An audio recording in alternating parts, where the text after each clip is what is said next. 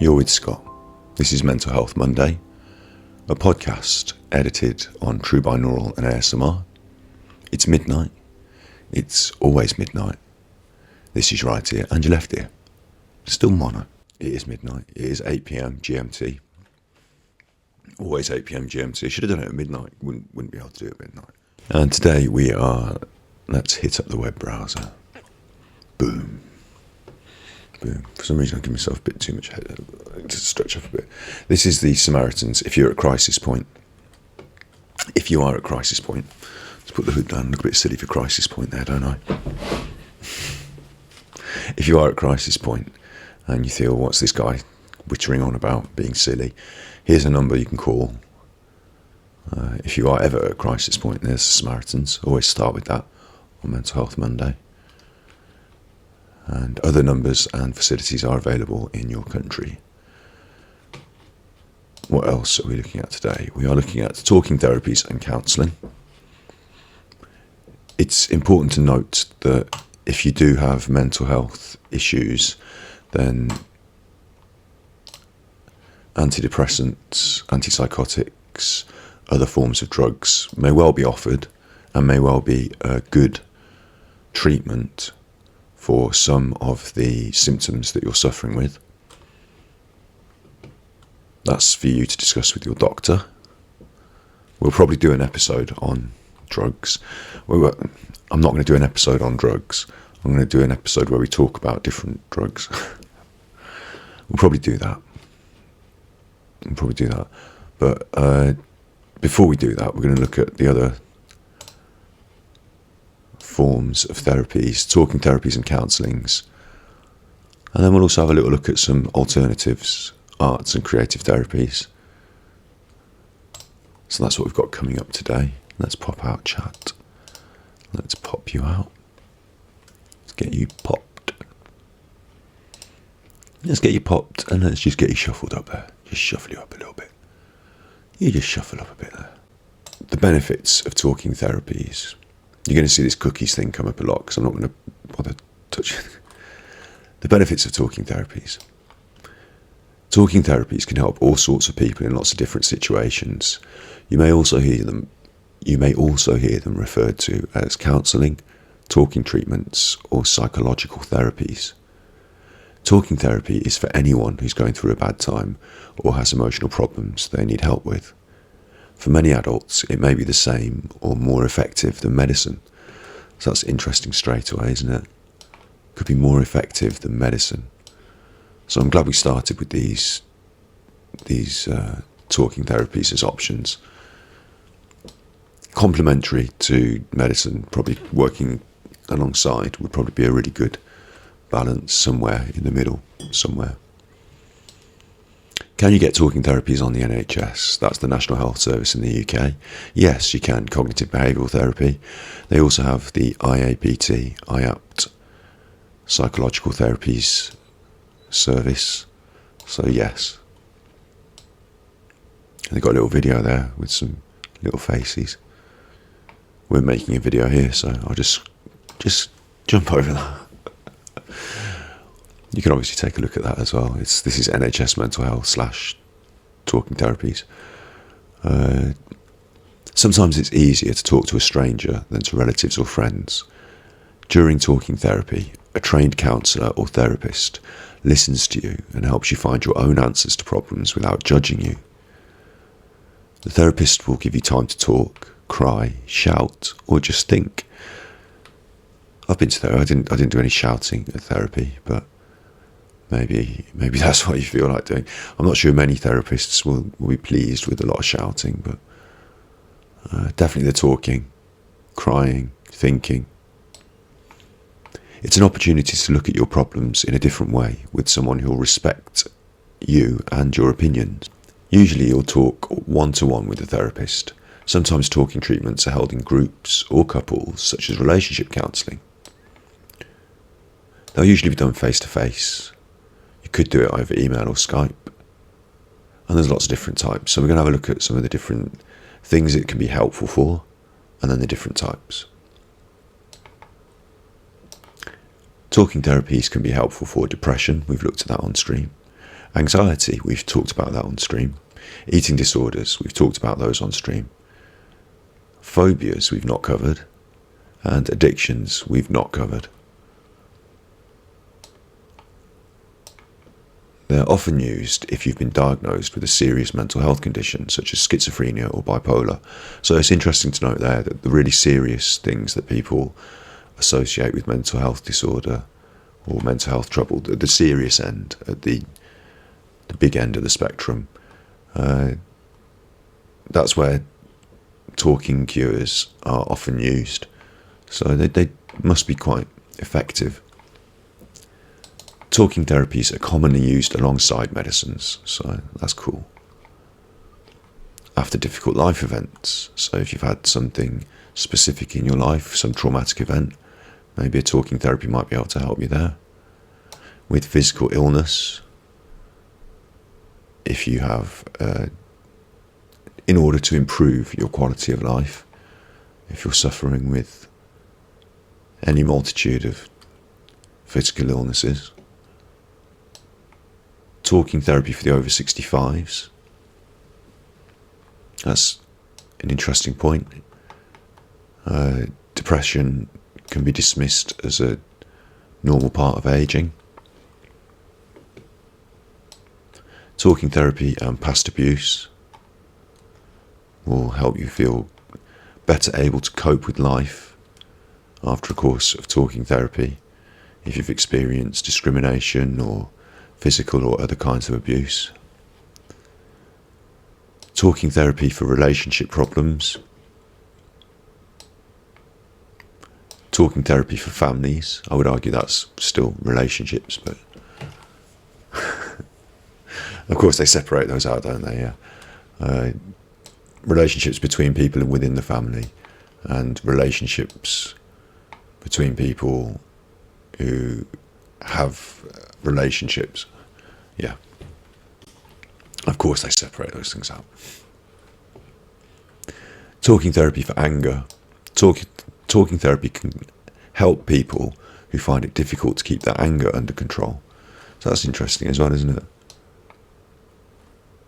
Again, we've just glanced over some of these things it can help you with, but all the serious problems, the big problems, and something really overarching and general, like anger, and something really specific, like a traumatic event that might have happened to you. Talking therapies can help with all of those things. So it's pretty interesting and useful stuff, I imagine. Onto the types. Different types of talking therapy.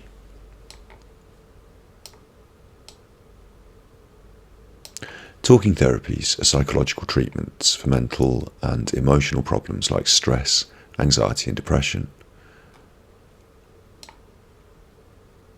Our first one on is cognitive behavioural therapy. The aim of cognitive behavioural therapy is to help you explore and change how you think about your life and free yourself from unhelpful patterns of behaviour. We saw the cognitive triangle before, didn't we, about how your thoughts influence how you feel, and how you feel influences what you do, and what you think influences what you do, and what you do influences how you feel and think. That cognitive triangle. Cognitive behavioural therapy is, I think that's where that comes from. It's interesting, isn't it, to change how you think and free yourself from unhelpful patterns of behaviour.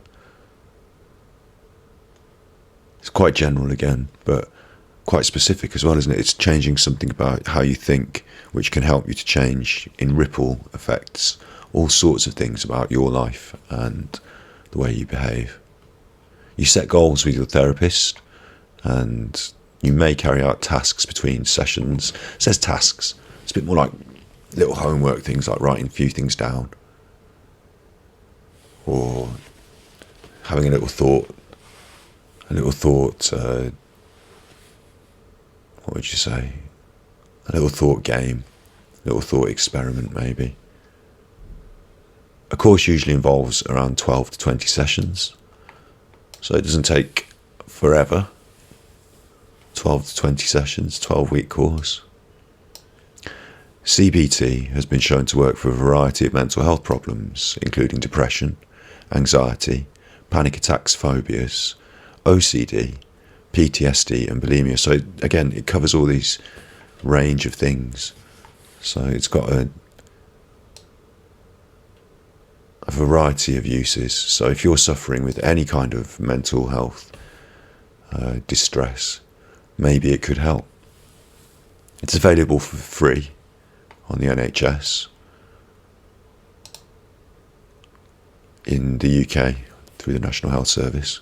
But you can also access self-help books, computer courses, and other things like that. Find out more, click down there. I'm going to carry on, of course. Guided self-help. Guided self-help is recommended as a treatment for depression, anxiety and panic.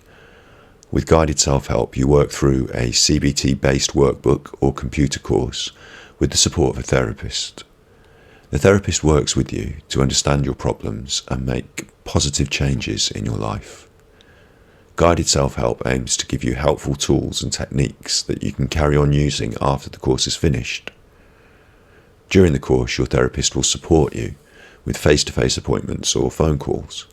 That's quite cool, isn't it? It's like a more specific cognitive behavioural therapy based one-on-one,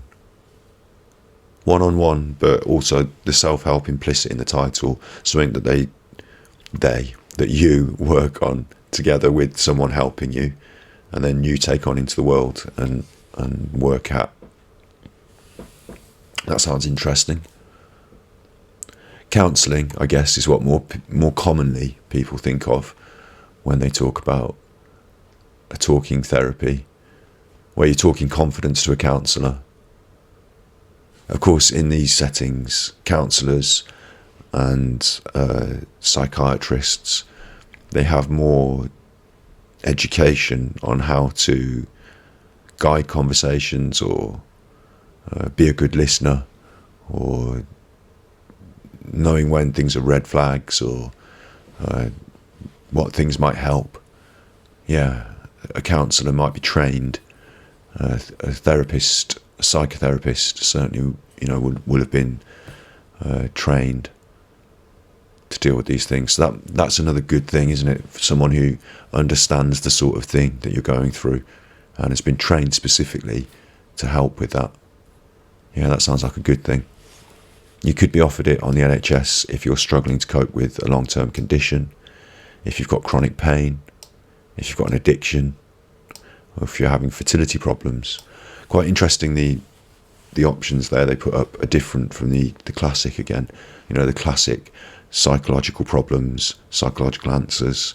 But here we're looking at chronic pain, addictions, fertility problems, long-term conditions.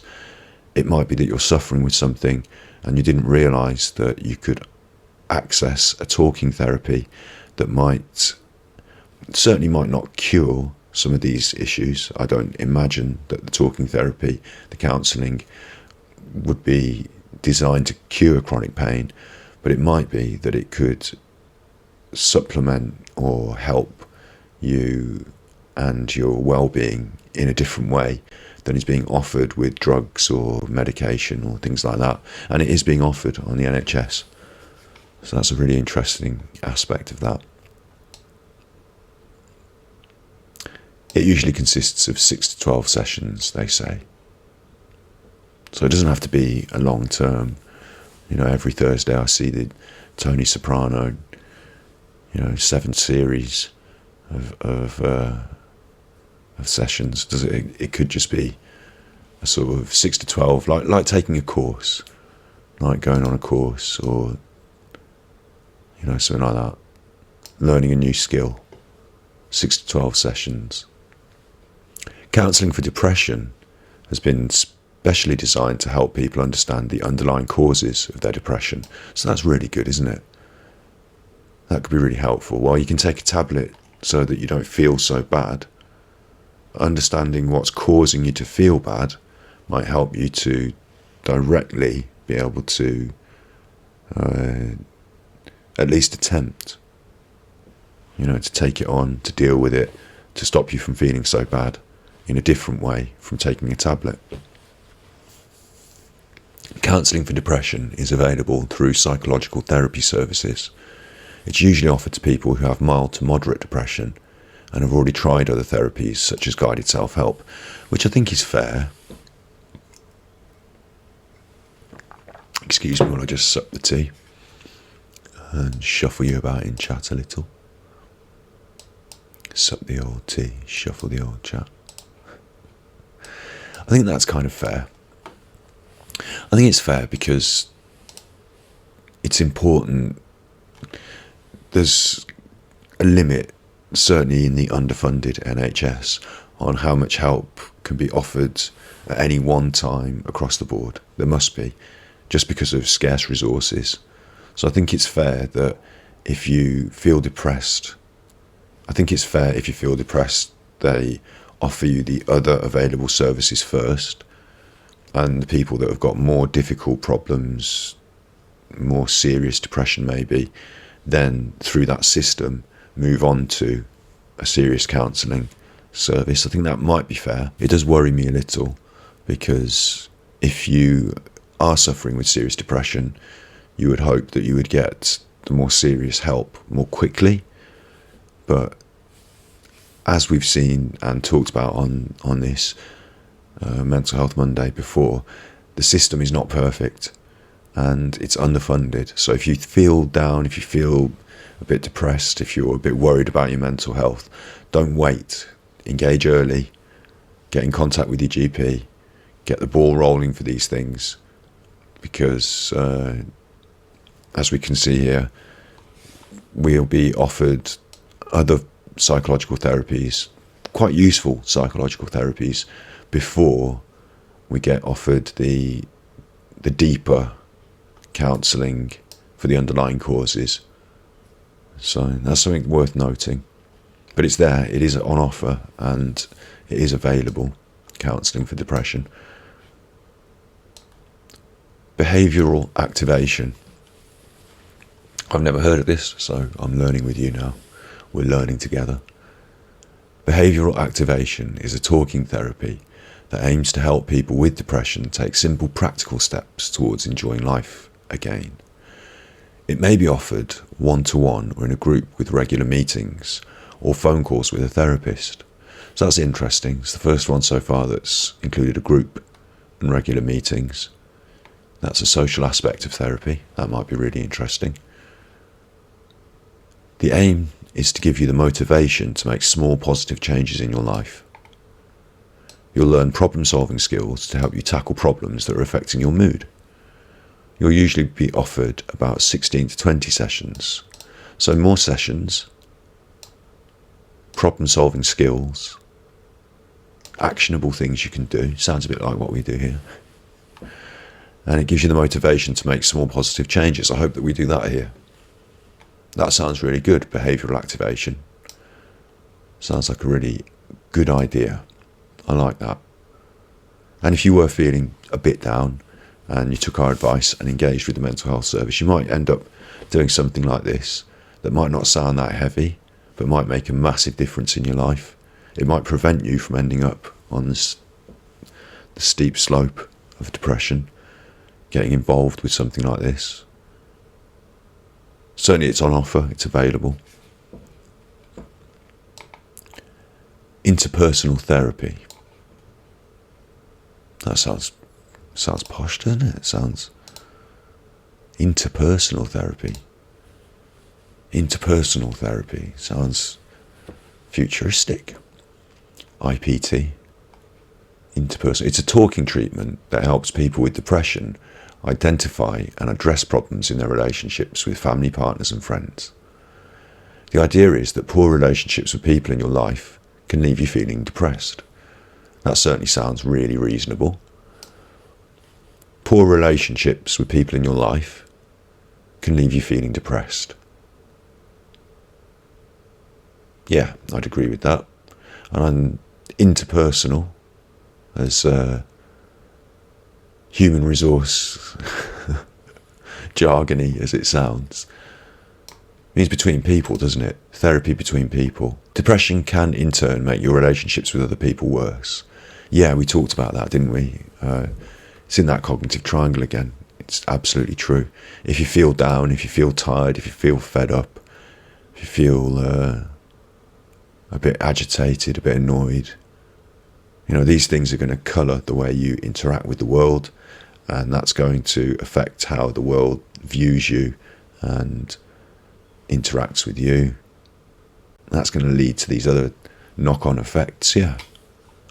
Depression can make your relationships with other people worse. So you might be offered interpersonal therapy if you've severe depression or depression that hasn't responded to other talking therapies.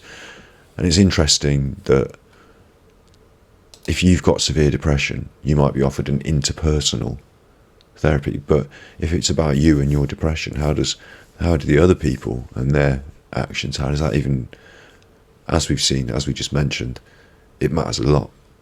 It matters a lot.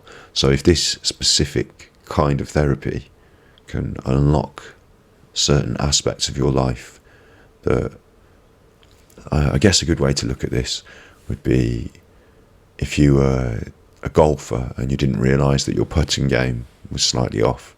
Someone could help you with your putting game and get that in check. You'd suddenly dramatically improve your golf, wouldn't it? It'd really improve your golf game. That's a sporting analogy.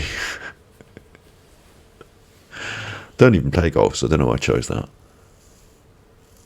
But yeah, this is about honing in on a specific aspect of how we're living, the interpersonal aspect, refining it, and really improving your golf game, and really improving your life through a small modification, a bit of a polish in this one area.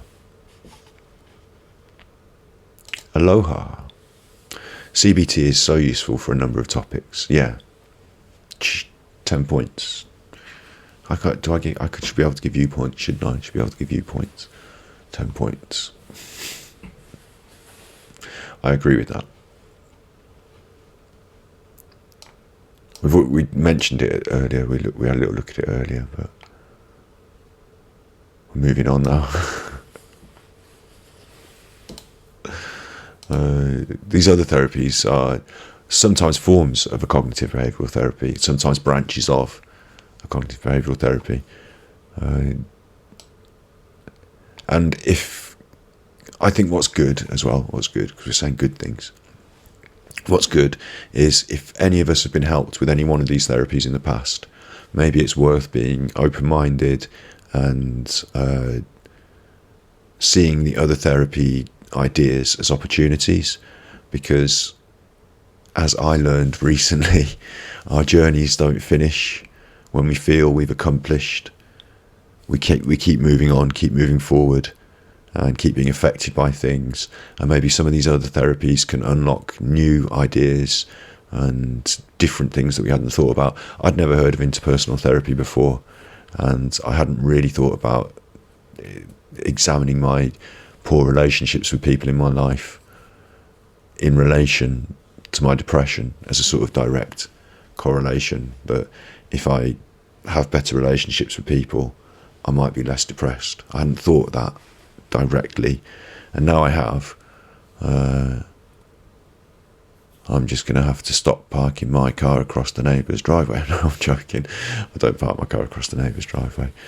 But you know what I mean.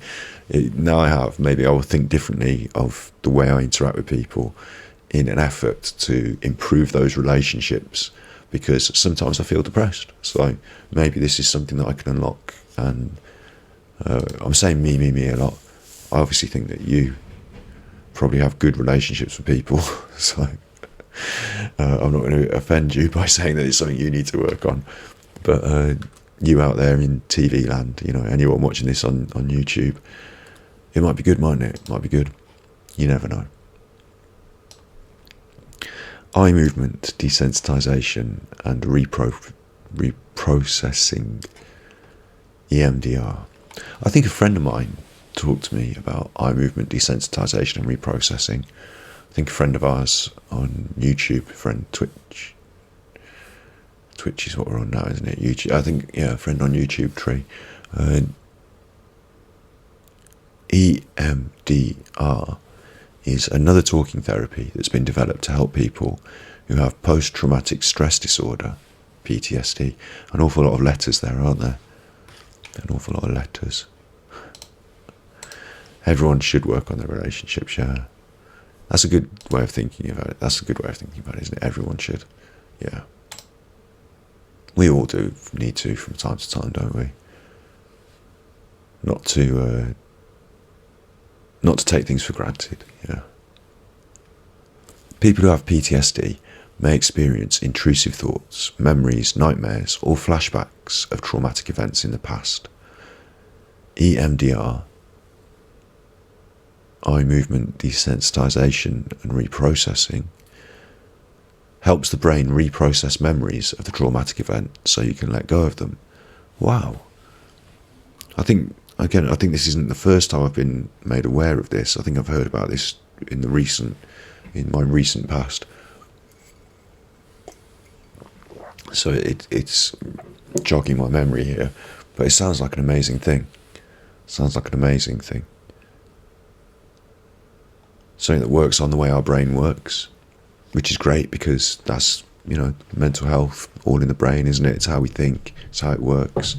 So if we can help deal with the way our brain processes memories, and we can let go of them, that's going to be really helpful. It can be a distressing process, so it's important to have a good support network of family and friends around you if you plan to try it. I don't know if you can hear those noises. That's the dog chasing the cat around upstairs. And then the cat will then be chasing the dog, flip it and reverse it, and then chase the other way. So, sorry about that. But yeah, EMDR can be distressing. So that's really interesting to think about, isn't it? And same with all the other therapies, I imagine, is that when we're talking about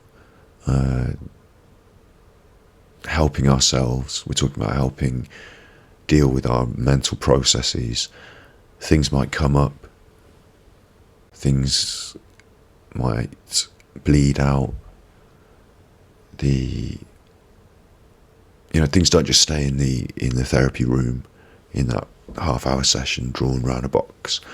You carry on thinking when you leave, don't you? So people around you it might be good to bring them in on that, to engage with that support network at that time.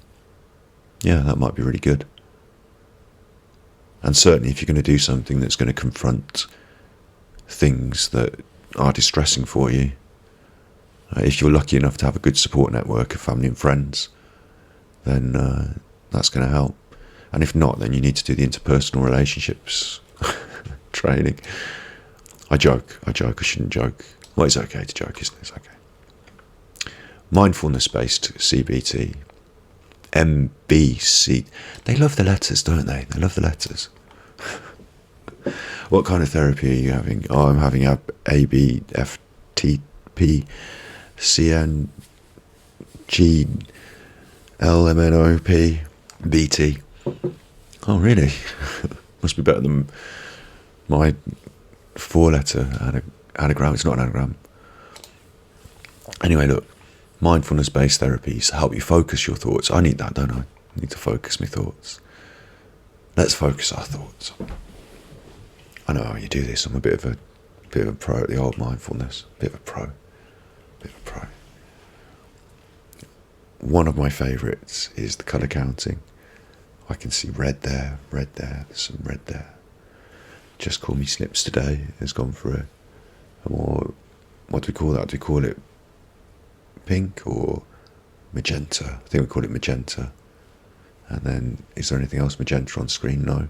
But there is, I'll tell you what, my face could be a little bit magenta, couldn't it? My hand was then, that was magenta. And then there's blue, and then there's blue there, and there's blue there. They're different kinds of blue. The blue with the crown correlates more closely to the blue on the screen down the bottom. Very different kind of blue to this. I just get into the colours, just get into that. That gets me going, mindful. Because I'm paying attention to what's really happening, really here, really in the moment. Mindfulness-based therapies can help you focus your thoughts and feelings as they happen moment by moment. They can be used to help depression and addiction. Mindfulness-based cognitive therapy combines mindfulness techniques like meditation and breathing exercises with cognitive therapy.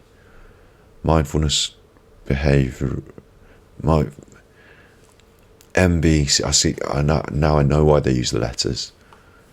You're not going to be going around saying mindfulness-based cognitive therapy every time, are you? Not when you've learned to say cognitive behavioural therapy. So you want to say mindfulness-based cognitive behavioural therapy, but it's not that. Keep it chill. MBCT is one of the options that may be offered to you after a course of treatment for depression to help it stop coming back. And now another new idea, another interesting idea. You could take some pills, some good pills, some doctor pills that you're prescribed to help you with your mental health. You could take some therapies. You could treat your depression. And then you could do something to stop it coming back. I never thought hadn't thought of that myself, to stop it coming back. To keep a lid on that, to keep, a bit like when you start fitness training, you don't necessarily, you might have a goal in mind, you might get to a certain point, but then you sort of maintain a certain level of fitness, don't you? Like you're sort of maintaining that health. Yeah, mental health maintenance, yeah. And this is an option here offered to maintain your mental health, to stop depression from rising up again. That's an interesting concept. Backed by some sort of military aircraft that I can hear. Must be circling there. They must have heard that Mental Health Mondays are happening at this secret location. It's not a secret, I'm just not going to tell you where I live, am I, on the internet? I'll tell you in general terms, but I'm not going to film my front door for fear. Fear of them coming. They're already circling in the planes. Anyway, they're not circling in the planes. They're not. That's just some traffic overhead. And you probably didn't even hear it. So it's an interesting concept to maintain our mental health, to keep depression from coming back. We can do things like mindfulness, meditation, breathing exercises, combine them with a little bit of therapy, with a little bit, sprinkling like a little pepper, a little bit of chili pepper there, a little bit of chili sauce, a little bit of cognitive therapy. That'll be nice. That'll be a good mix. I like that. It makes me wonder if it does make me wonder. We discussed before about how some of us prefer to do our fitness in private. But it makes me wonder about how gym culture, I'm just going to big face what I wonder. Oh, hello, big face. It makes me wonder if the way we have gym culture, you go there regularly to maintain your health, you do fitness on this and a bit of that, got these machines, those things that you do. Maybe we could have some sort of mental fitness centre. Maybe we could work together as a Ganjipuka warrior crew. We could start a charity that creates these centres. That's quite a big goal, isn't it? That's quite a lofty goal. So we'll put that in the pin board for now. We'll put a pin in that for now. But it'd be good socially if we did it. If they offered it, the government, with my money that they took up my tax, they could, a bit like a gym, mental health centre, has lots of different courses running regularly. You can drop in, you can have a chat, you can chat to other people. Yeah, maybe a bit more structure to it. I'm sure Mind, the mental health charity that we look at and we will look at on stream today, I'm sure they do that sort of work. But at Orange Theory Fitness, we cheer each other on no matter what the level. So we get accused of being occultish, but it's nice for each other. Yeah, exactly. Like being mentally supportive of each other is part of a fitness experience, isn't it? You see, yeah, it's important. Yeah, I think we underestimate how important the mental health aspect is, and how we could interweave mental health support into more of our daily lives. Yeah. Interesting concepts. Interesting concepts.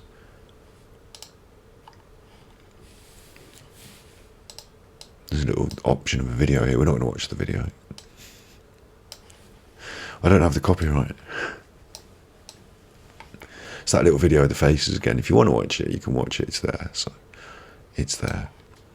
Next option down here is self-help therapies. All the things we talked about so far. Whoa. Steady with the old cookies. Steady with the old cookies. All the things we talked about so far are courses where you can engage. You go to the doctor, they give you the time of the day, you go and you talk to somebody, talking therapy, talking self-help. I mean, the concept is talking, so are we talking when we're doing self-help? But it can be useful. It can be useful. One of the things I'm worried about, and I'm saying worried, I shouldn't say we're not here to help with worries, aren't we? One of the things I worry about with self-help is that some of the things that make it good are actually some of the things that hold you back in a way.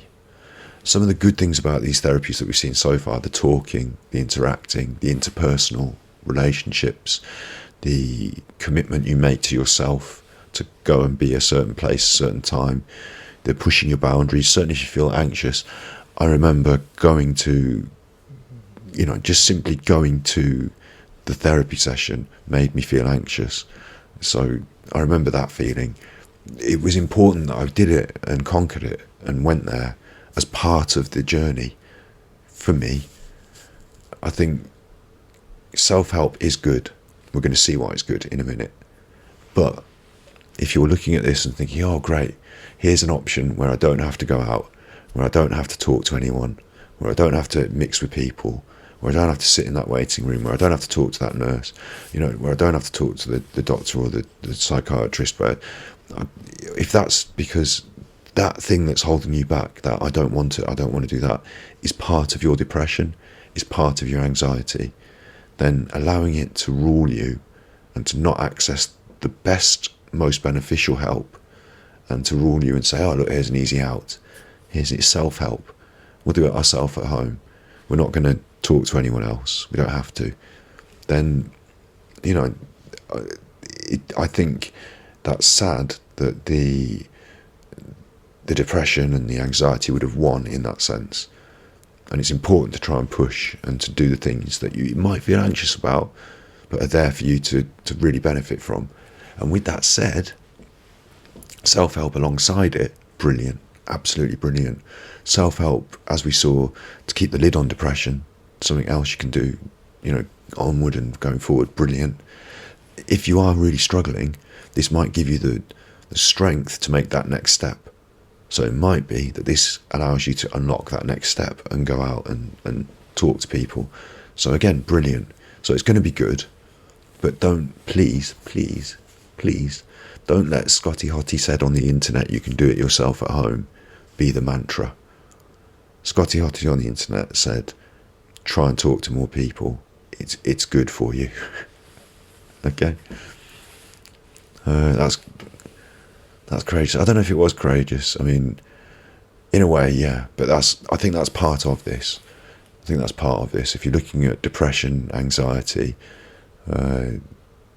mental health, eating disorders, all these things, these people are the most courageous, silently courageous people out there. Not talking about myself now. I know people who have had eating disorders, and it's one of those things that they quietly suffer with it. They don't talk about it. You don't see it until it's serious, and it's maybe too serious. We've talked about eating disorders on the previous episode, haven't we? So I'm not going to divert and talk too much about that now. But they're courageous, living through that every day, living with it every day. Even not talking about it, they're courageous. And then to take that next step, to have that courage for yourself to talk about it, to go somewhere that you don't feel You know, when you're anxious and you don't want to go out because it makes you feel more anxious. The social situations, they make you feel anxious, don't they?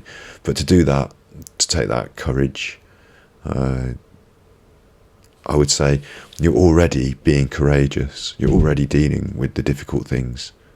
You're already doing that. You found a more comfortable way to deal with it, you know. If you don't go to the busy place, then you don't have to have the anxiety. Yeah, okay. But you're already courageous because you're already somebody who's suffering with these things, who's been to these places, who's done it before, you know. So CBT with a therapist offers feedback and perspective that may go against what your perceived normal may be. You can't do that by yourself, really. Yeah, there's a good point. Challenging your own norms, being able to step back from outside yourself and look at the situation. I want to say independently. That's not the right word, is it? To be impartial when it's you is really difficult. So, well, I'm not going to go so far. Well, could, you know, there's lots of nice Americans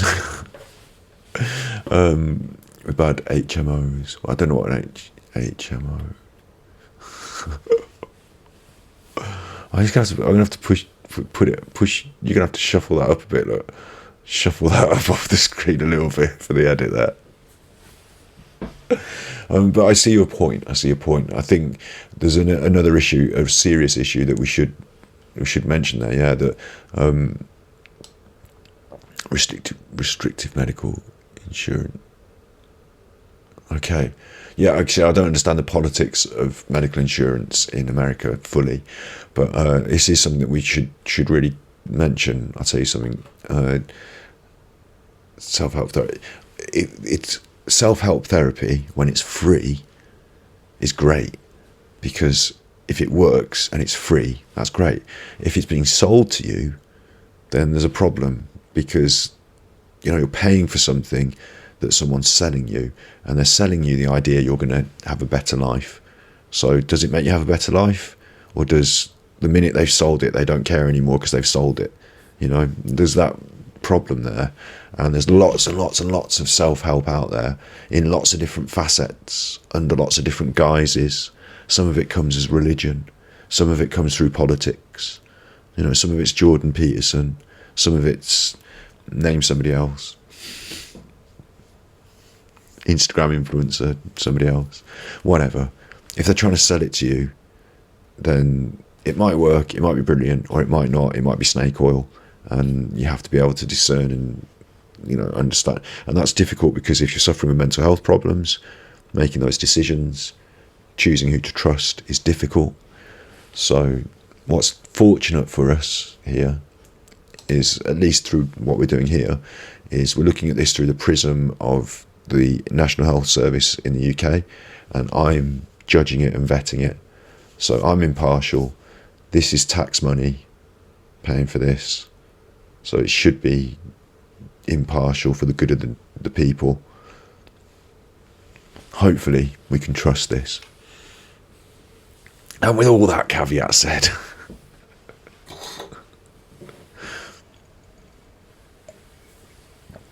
finally we're going to look at them really quickly, and we're going to decide they're awful and just run up. they might be good. All right, they don't look. There's nothing specific. Oh, that's fine. I thought they were going to give us a list of specific self-help things, but there's not. Look, they just say they exist. They can be a useful thing if you're short of time, if you can't get out, if you want anonymous therapy, they can be useful. Ask your GP, that's what it says. Ask your GP. You can get some on the NHS. Ask them for it. They'll refer you.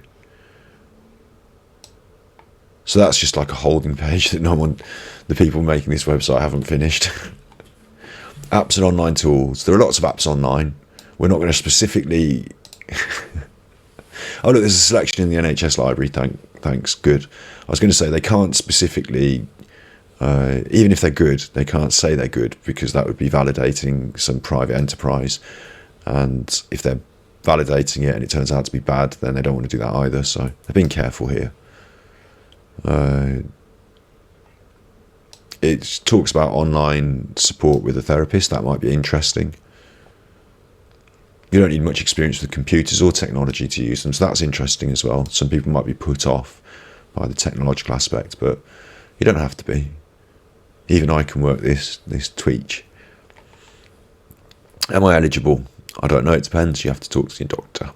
Self-help books. Books are nice because you find information in the front or back of the book, or all the way through it. And what's nice about a book is you... Sorry, wait, I'm not going to tell you what's nice about books. I'm going to assume that you've read a book before, you're familiar with the concept. Well, I like to have my own little ideas and then to share them, don't I? I was going to say what's nice about that. I'm going to tell you now what's nice about a book. I'm going to patronise you to that level. It's not patronising, not when you hear what I've got to say. You wait. So what's nice about books is that you keep them. They exist. You keep them in your there's no books over there. They're in the other room. You keep them all lined up on a shelf or just piled up on the floor. It's up to you. You keep them, right? And then later on in life, you can look back and say, oh, that book, I remember when I read that book. I remember the things in the book. I remember when they were new to me. I remember when I've read it the second time, really took it in. Have a little flick through reminder. But also, it reminds you of how you felt when you read the book. It reminds you of who you were. It's a physical object. It's got sentimental attachment. You know, I remember there's books from my childhood, and when I pick them up, I feel like a kid again. There's books from my mental health recovery. Recovery would imply, well, that's interesting, isn't it? Recovery implies some sort of trauma, disaster. I don't think, other than when I closed my hairdressing shop, that was quite like a shock to my system. The decision to do it, the trauma of doing it. But yeah, I don't really feel like I've had like this one. I think it's been like more gradual ups and downs, but certainly having those books that I worked through, they don't have to be mental health books, support books. They don't have to be like that. They could be just, whichever piece of literature you found, you took strength from at the time. But having those physical objects, those talismans, they remind you of your strength and how you felt, and that we're talking about a journey of inner feelings, of thoughts. We're talking about these unconscious worlds that can't be manifest. That you can't. We talked about art earlier and concepts in art, about how when you write the word, it's not as good as displaying the concept through some artistic merit. And actually, I wanted to go back and say that some of those conceptual pictures were better than I gave them credit for that reason. But anyway, yeah. So the book itself, having the physical book. Having that physical book, it represents that manifestation and talisman. It represents those things, how you felt. It doesn't have to be a book. Other objects can do it too. But in this context, self-help books are good, not just because of the information that's in there and you read it, and not just because reading is a nice, relaxing thing to do, and taking the time to sit and read a book gives you more space to feel more relaxed, other than just taking it in on the internet like you're doing now with good old Scotty Hottie. Not just that, but also it's still there as a reminder, as a memory capsule of the things you did in your life. And you can share it with somebody else. You can give someone that book, and then they can make their own connections. So there you go. You can look for books that have been recommended by professional organisations, such as the Royal College of Psychiatrists. That's a nice idea. That's a good recommendation. Look for the Royal College of Psychiatrists. Royal, the Queen's psychiatrists. I imagine she'd like to talk to somebody about how she feels at the moment. Reading well books on prescription. Scratching the head there. Reading well books. Reading well books on prescription. I assume this means like a well that you can put your bucket in and hoist up from the reading well. Because otherwise, it's reading good books. You can get books on prescription. So there you go. That's mind blowing as well, isn't it? That's something that I didn't know until today. Where have you gone? I've lost my chat. There you are. You're over there. Too many windows. So I didn't know until today that you can get books on prescription, but you can, and now you know. So let's all go and get our prescription books, because it's free books at the end of the day. Overcoming self-help books. These books and CDs are recommended by Reading Well and cover more than 30 common mental health problems, including anxiety, low self-esteem and grief. Hey, I'd better get them, listen to them all, repeat it all back to you. But you go looking at these books and CDs because you need to come here and listen to me talking. No, of course, that sounds really good, Overcoming Self-Help. So there you go. They've got their own website, which we're not going to click right now, but it's there. And it sounds and looks really good. What a great resource. Blogs, forums, videos and audio guides. That's what we're doing here. And there's another one there. Lovely. So finishes off with some more talking about those things that we've been talking about. But what we're going to finish off and talk about, is this, which is different. Ooh. Do you think those books or audio are as helpful as reading a hardback? That's a really good question. So don't look at what we're looking at now. Look back there. Look back there. As I open my non-alcoholic fake beer. Do I think those books or audio as helpful as reading a hardback?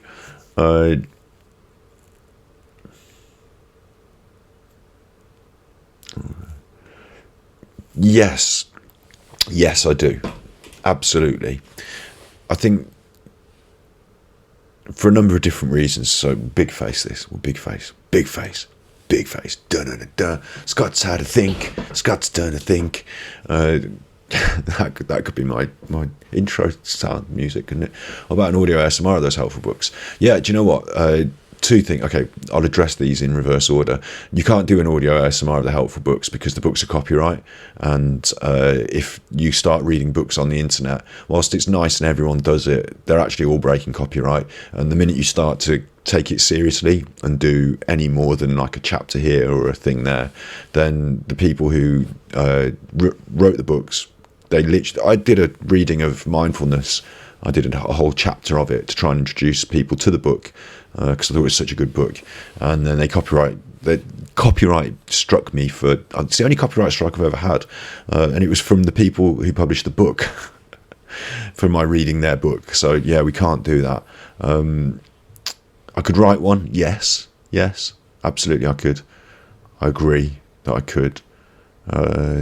What we're doing here is my form of that contribution to that conversation. I think it might be a little bit lazy, it might be a little bit easier to sit here and talk than to write a book, but possibly I could.